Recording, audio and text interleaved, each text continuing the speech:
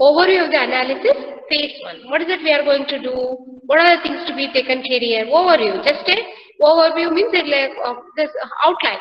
Outline of the phase 1 you are going to study here. So here the process could be split into 3 activities.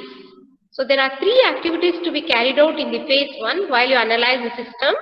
What are those? Under that, first one, gathering the requirements. So what are the requirements you need to satisfy? That information you are going to collect it. That is done in the first step. The detailed explanation for this. This involves interviews of the user community.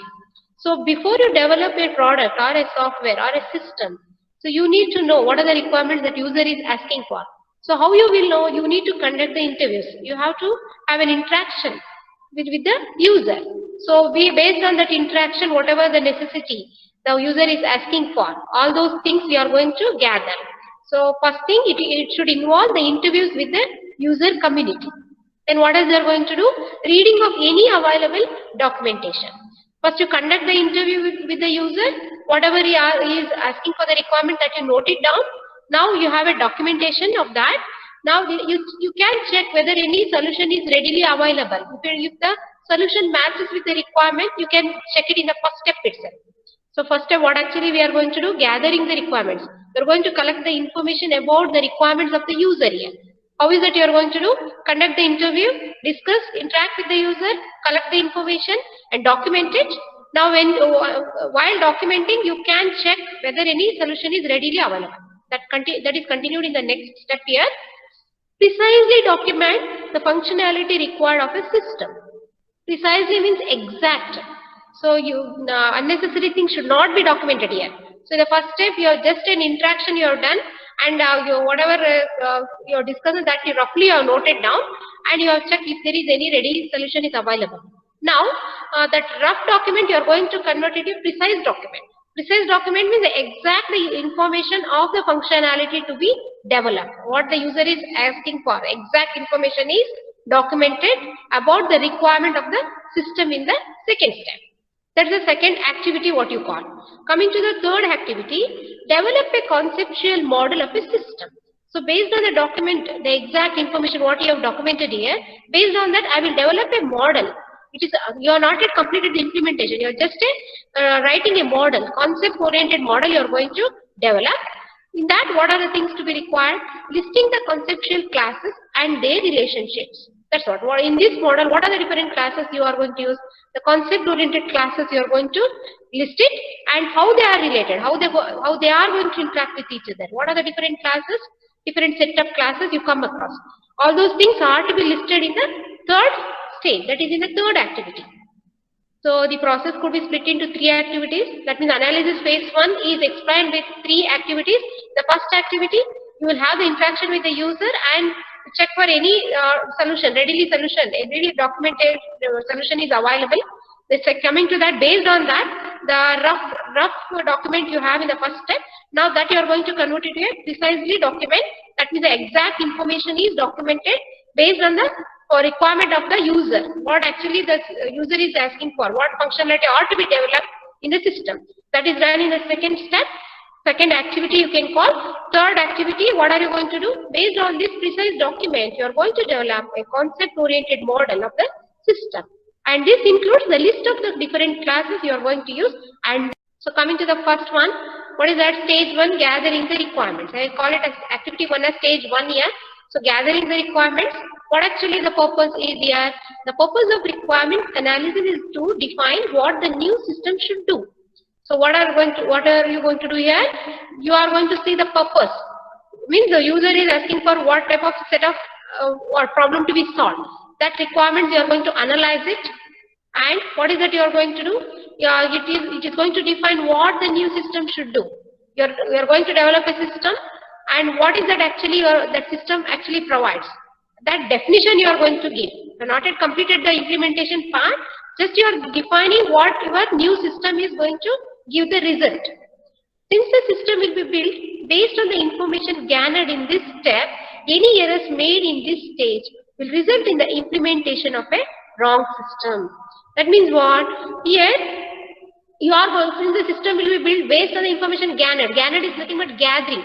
the first step, what actually you have done, you have conducted the interview with the user and you are going to document what are the necessity, what are the requirements he is asking for. So here you have gathered is nothing but you have gathered the information about the user requirement, and after you gather the information, here the first step you have to do the analysis properly. You have to define the problem to be solved properly. Therefore, there won't be any errors. If at all, if you do any mistake in the definition part, then this is the most important stage here. Without defining properly, you cannot solve any problem. So definition should be proper so that there will be no errors. So if there are any problem within the definition itself, then there may be errors in this stage, will result in the implementation of a wrong system. If the definition is clear, then you can implement it a correct system. If the definition itself is wrong, then there may be errors in the future stage, in the implementation part, then you are going to result with a wrong system. So the first step should be clearly defined here, what the system is, what the new system is going to perform. So let us proceed under the assumption that developers of our library system have document which describes how the business is conducted. That means I will take an example of a library system here.